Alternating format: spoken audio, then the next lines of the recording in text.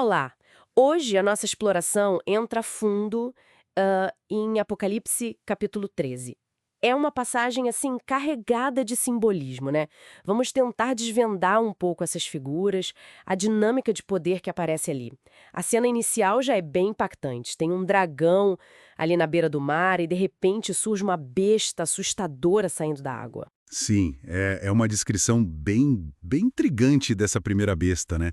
10 chifres, 7 cabeças. São elementos que geralmente simbolizam poder, autoridade, talvez aqui até de uma forma meio distorcida, né? E essa aparência dela, uma mistura de leopardo, urso, leão, isso lembra impérios poderosos da antiguidade, sabe? Sugere talvez uma força que junta características de vários dominadores antigos. E o ponto crucial, o texto diz que o dragão, que no livro representa essa oposição ao divino, ele dá a ela poder, trono e grande autoridade. E tem aquele detalhe bem marcante. Uma das cabeças parecia ter sido ferida de morte, mas se curou. Isso causa um espanto geral, né?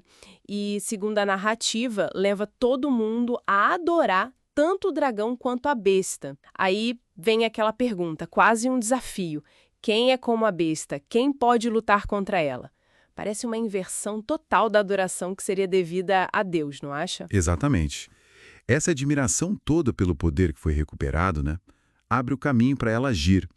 Ela recebe autoridade para fazer o que quiser por 42 meses. Esse é um período que aparece bastante em profecias, muitas vezes ligados a tempos difíceis, de perseguição, e a boca dela. Só arrogância e blasfêmia. O texto define isso como palavras contra Deus, o nome dele, o santuário e até contra quem mora no céu. É uma oposição, assim, direta ao sagrado. E essa autoridade não fica só no discurso, né? Ela se torna ação concreta. A narrativa descreve que a besta recebe permissão para guerrear contra os santos, os fiéis, e até vencê-los.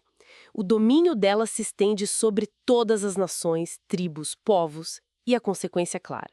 Todos aqueles cujos nomes não estão no livro da vida do Cordeiro bom, eles vão adorá-la. Nesse ponto, que é bem tenso, o texto faz uma pausa.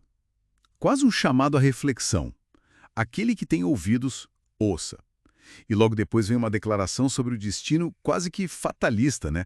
Quem tiver que ir para o cativeiro vai. Quem tiver que morrer pela espada, morrerá. Isso funciona como um prelúdio para um chamado muito importante para os santos: perseverança e fidelidade, mesmo diante dessa opressão toda. E depois dessa figura assustadora que veio do mar, a visão continua. Surge outra entidade. Agora uma segunda besta, e essa vem da terra. A aparência dela engana, né? Tem chifres como os de um cordeiro, que é símbolo de mansidão, até de Cristo, mas a voz é a do dragão. Ela não age sozinha, está a serviço da primeira. Isso, exatamente. Ela exerce a autoridade da primeira besta. E o principal, ela comanda a adoração à primeira besta, especialmente aquela figura da ferida curada, sabe? E para convencer, ela faz grandes sinais, tipo fazer desse fogo do céu. É um ato que imita demonstrações de poder divino, mas aqui é para enganar. E a serviço desse engano todo, ela manda criar uma imagem da primeira besta. Uma imagem que não é só uma estátua. O texto descreve que ela recebe fôlego, capacidade de falar. E mais, ela pode decretar a morte de quem não a adorar. É muito poder.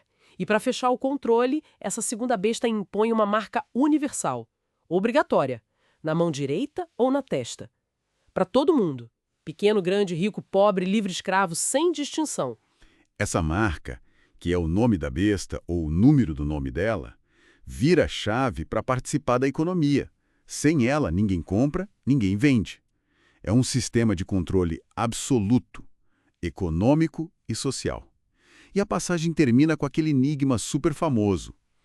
Aqui, a sabedoria, que entende entendimento. Calcule o número da besta, pois é número de homem. Seu número é 666. O que esse capítulo pinta, a gente vê um retrato de um poder opressor que não é só político, mas exige uma lealdade quase espiritual, sabe? E um controle econômico total. Tudo personificado nessas duas bestas simbólicas que imitam e se opõem ao divino. Sim, A narrativa constrói essa imagem de autoridade coercitiva ao máximo. O capítulo fecha com o enigma do 666, o tal número de homem. Mas talvez a provocação maior que fica é sobre a natureza desse poder que exige submissão total. E como a resistência, mesmo que seja só pela perseverança e pela fé, se manifesta nesse cenário todo. Fica a reflexão, né? Sobre como a gente pode identificar e talvez lidar com dinâmicas parecidas de poder e controle em qualquer época.